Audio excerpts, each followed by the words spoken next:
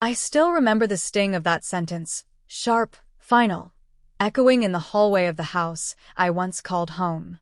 My mom, Caroline, stood by the doorway, suitcase in hand, eyes cold as winter glass. "Sweetheart," she said, "you can't stay here tonight. My real family will be here any minute." For a second I thought she was joking, but the smile never came. Behind her, the dining table gleamed, fresh flowers, matching plates, an extra chair where mine used to be. I wanted to scream, to ask who these strangers were that suddenly counted more than me. But something inside me froze instead. That night, as I drove away with everything I owned in one duffel bag, I whispered to myself, if I'm not welcome in her world, I'll build one she'll never belong to. Tell me something. What would you do if your own mother looked you in the eye and told you that you weren't welcome in your own home anymore? Would you walk away quietly or make her regret it? Before that night, my life wasn't perfect, but it was ours. Mom and I had always been a team. After my dad died when I was 12, it was just the two of us against the world. I thought grief had made us closer, late-night talks, burnt pancakes on Sundays, inside jokes no one else understood. But everything changed when Dennis Caldwell showed up. He was charming, wealthy, and too eager to play savior. Mom fell for him fast, and I tried to be supportive. She deserved happiness, right? Then came Rachel, Dennis's daughter from his first marriage. Blonde, polished, perfect, everything I wasn't. Overnight, Mom's attention shifted. Suddenly, it was Rachel likes this and Rachel deserves that. My birthday dinner was canceled because Rachel had a cheer competition. Mom said I was being dramatic when I cried. By the time they moved into Dennis's big suburban house, I was more like an old photo frame, still there but never looked at. The real punch came when I overheard Mom on the phone one night. She laughed softly and said, "I finally have the family I always wanted." My stomach dropped. When I confronted her, she didn't deny it. She just sighed, like I was a burden she'd outgrown. That's when I realized I wasn't losing my mother to a man. I was being erased from her life on purpose. The weeks after that confrontation were a blur of silence and humiliation. I tried to visit once. Maybe I thought she'd changed her mind, that deep down she still wanted me there. But when I showed up at the front porch, Rachel opened the door with that flawless smile. "Oh," she said, glancing over her shoulder. "Dad didn't mention you were coming." From inside, I heard my mom's voice, warm, soft, a tone she hadn't used with me in years. "Who's at the door, honey?" Not "who's there, Scarlett?" Not even a flicker of recognition. I left before she could see me cry. Nights became endless loops of questions. What did I do wrong? Was I too opinionated, too independent, not enough like Rachel? I replayed old memories, birthday hugs, her teaching me to braid hair, her promise that no one could ever come between us. Lies. All of it. My best friend, Lena Brooks, tried to help. She'd say, "You can't make someone love you the way you deserve." But her words didn't reach me then. I was consumed, not by hate, but by grief. Losing a parent while they're still alive is the cruelest kind of death. But grief has an interesting way of changing shape. Slowly, the pain sharpened into something else, resolve. If I wasn't part of Mom's new perfect family, then I'd become someone impossible to ignore. Someone she'd have to acknowledge, not with pity, but with regret. I started saving every spare dollar from my part-time job, working late nights, studying hard. I stopped chasing her approval and started chasing my own worth. She might have replaced me in her life, but I was going to make sure the world knew exactly what she gave up. It began quietly, the way most rebirths do. While Mom and Dennis flaunted their perfect family on Facebook, smiling by their pool, hosting charity dinners, I was working double shifts at a downtown coffee shop and studying nights at community college. Every photo she posted burned like a match under my ribs, but I didn't comment, didn't call. I was invisible now, and that was exactly how I wanted it.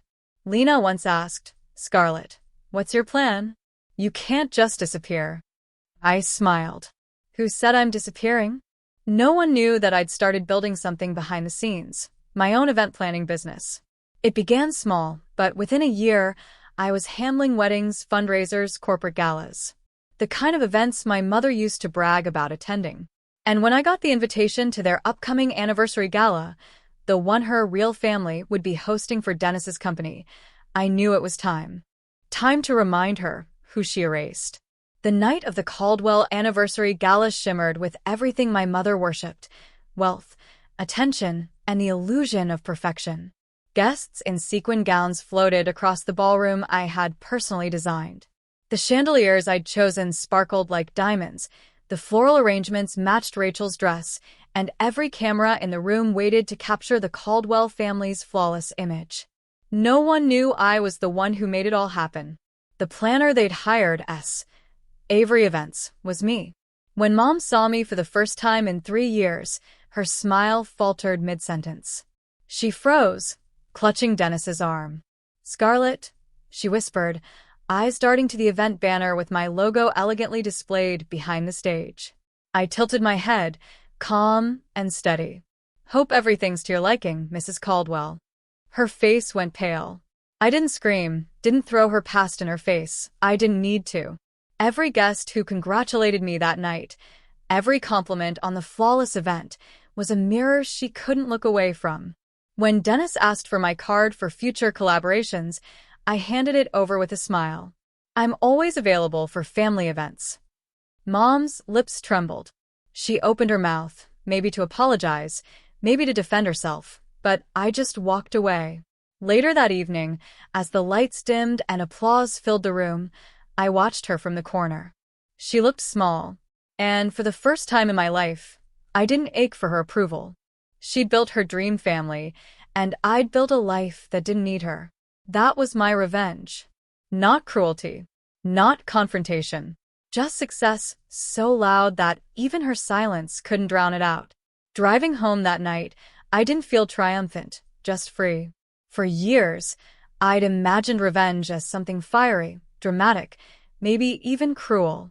But standing in that glittering ballroom, watching my mother shrink beneath her own choices, I realized revenge doesn't always need noise. Sometimes, silence speaks louder.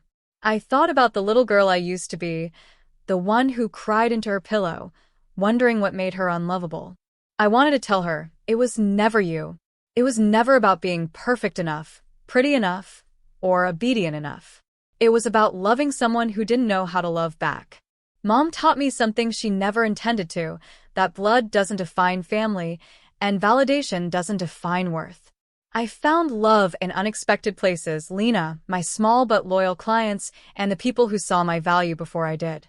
And as strange as it sounds, I'm grateful for the rejection, because it forced me to build something real, a life on my own terms. A life not built around needing to be chosen, but knowing I already am, by myself. I didn't win by making her hurt. I won by healing in a way she never could. It's been 2 years since that night. My company has grown beyond anything I dreamed of: a small team, a cozy downtown office, and clients who trust me completely. My calendar is always full, not with events that flaunt wealth, but with ones that celebrate love and authenticity, things my old life never understood. Sometimes, I still get messages from people who know my mother. They tell me she's not doing well, that Dennis's business crumbled, that Rachel moved out, that the perfect picture cracked. I don't gloat. I don't reach out. One day, I received a letter from her. Handwritten, shaky. She said she was sorry, that she missed me, that she didn't know why she did what she did. I read it twice, folded it gently, and tucked it into a drawer. Not out of anger, but peace. I've learned forgiveness doesn't always mean reunion. Sometimes it means setting someone free from your heart, while keeping yourself safe from their chaos.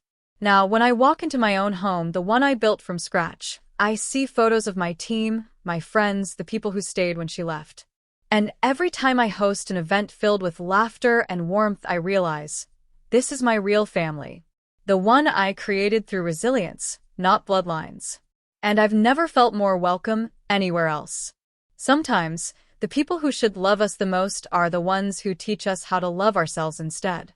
For the longest time, I thought revenge meant making my mother suffer, But it wasn't about that.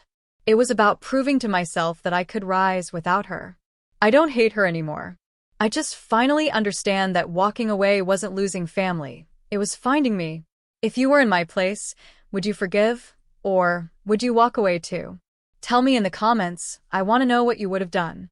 And don't forget to subscribe for more real-life stories like mine.